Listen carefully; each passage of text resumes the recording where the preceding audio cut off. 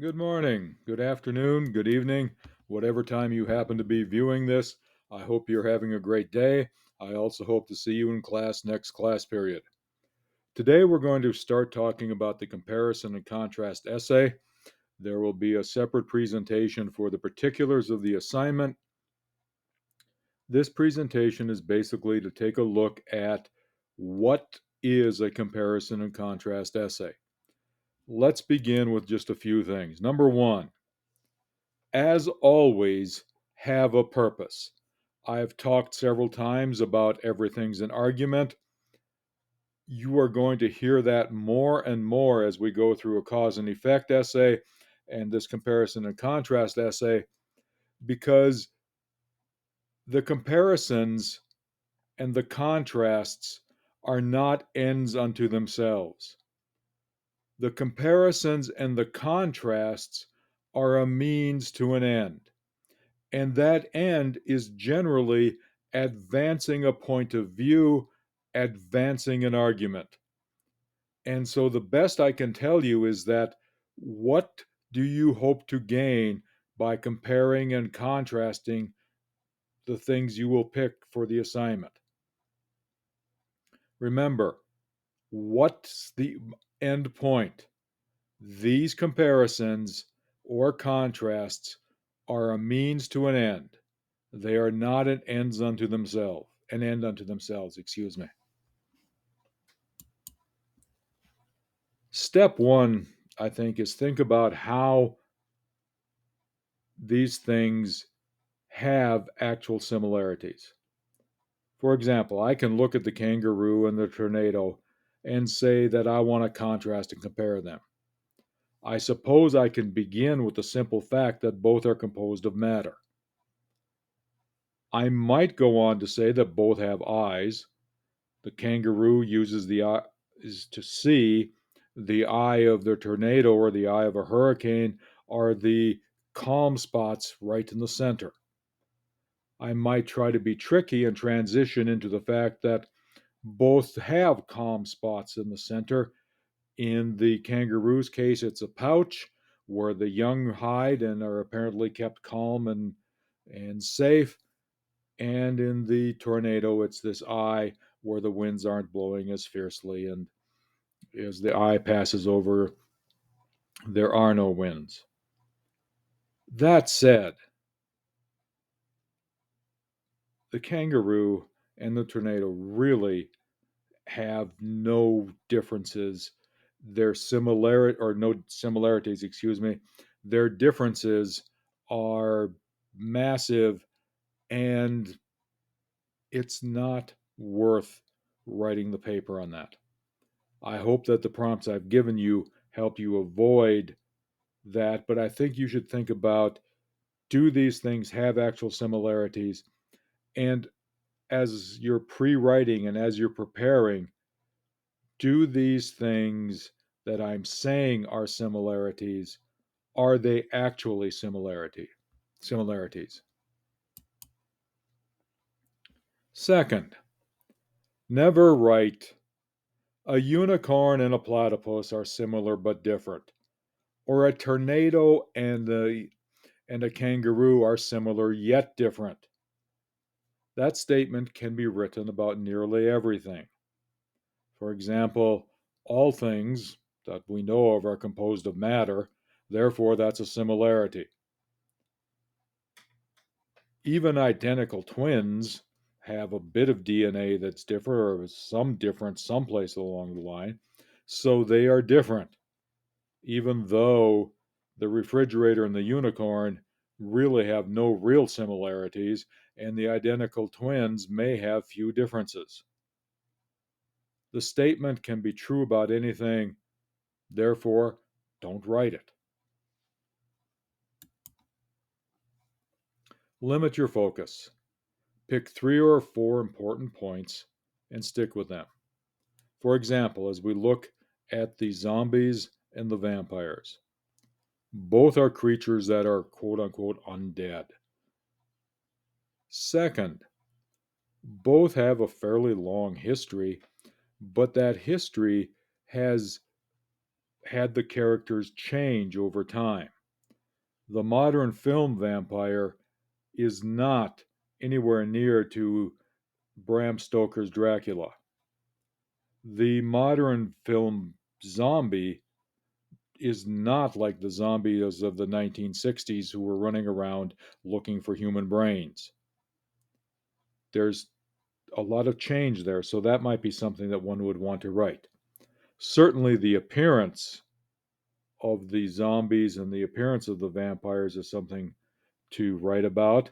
And as I alluded to earlier, both have a long history in fiction and film.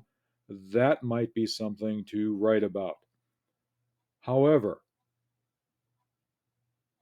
limit the focus to 3 or 4. Don't try to have a laundry list of 87 things. You're going to hear a clip by George Carlin about football and baseball. It's a funny clip, or at least I hope you find it funny. But he does kind of perhaps go too far. You're still doing claim data warrant. You're still limiting yourself to 4 pages or so. Work to pick 3 or 4 important points. Try to stick to them. As you go through this, I think it's important to take a look at what are the things that go together.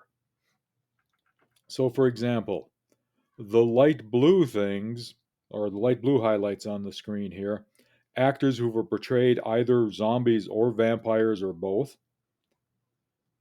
famous fictional examples of each, history in film, fiction, and pop culture can probably all go together. You might be able to add how each species is created in movies and fiction. And if you do that, you might want to cut the famous fictional examples of each because, for example, I don't know if you have enough famous zombies. I think a lot of times the zombie actor is the extra. It's the vampires who have, famous actors portraying them. You might want to talk about their appearance. You might want to talk about the diet. You might want to talk about the limitations of each. For example, zombies seem to be able to walk around in broad daylight. Vampires can't. Zombies can't transform into other animals. Zombies don't have the mind control that vampires have. Zombies don't have the physical tools that vampires have. There seem to be limitations. But I don't think the real world inspiration for each goes in either one of those categories. The threat to humans probably can go into either, but the real world inspiration is something you're going to have to cut out. And so limit the focus. It's 3 or 4 things tops. And then it's this is how and why they're similar. This is how and why they differ, and how and why the similarities and the differences matter. There are 2 ways of composing this essay. The first one is the one I want you to not do. It's called the block method. You will begin with an introduction that has the thesis. Then you will talk about the zombies. And you will talk about their appearance. You will talk about their limitations. And you will talk about their diet. Then you will go on to the vampires. And you will talk about their appearance. You will talk about their limitations. And you will talk about their diet. In other words, you're going to write an essay about the zombies, and then you're going to write an essay about the vampires, and you're going to have a transition sentence or two, and that's it. This is not the method you're using. The method you're using is the point by point method. Once again, you'll have introductions with a thesis, but you're going to talk about the appearance. That's the point. And underneath, you're going to talk about zombies and vampires together underneath the appearance. Then you're going to talk about their limitations. Zombies can't move very quickly. Vampires can move very well, but vampires can't go out in sunlight, excuse me. Zombies can. And then you're going to talk about the diet. The old-fashioned zombies were very fond of human brains. Vampires prefer blood. And then you'll go down and have your conclusion. You're writing this paper with the point-by-point method. And finally, remember, it's compare and contrast, don't combine. You're going to contrast how they differ. You're going to show how the items are similar, but you are not going to merge the contrast and the compare into something that's the same thing. You're going to compare zombies and vampires. You are not going to create zombie vampires. When you graduate, if you want to have a band called the Zombie Vampires, God love you, more power to you. For this essay, you are not creating that punk rock band. For this essay, you are not an agent for that punk rock band, hoping to explain why it's a good thing. You are comparing and contrasting zombies and vampires. Now, that's not one of your prompts. The prompts will all be in a separate video, but you're not combining. I hope everyone has a great day. I hope to see everyone in class the next class period, and we will talk there more about some key elements of comparing and contrasting. We will spend more time talking about developing a good thesis, and we will just move on through the semester. Have a good one.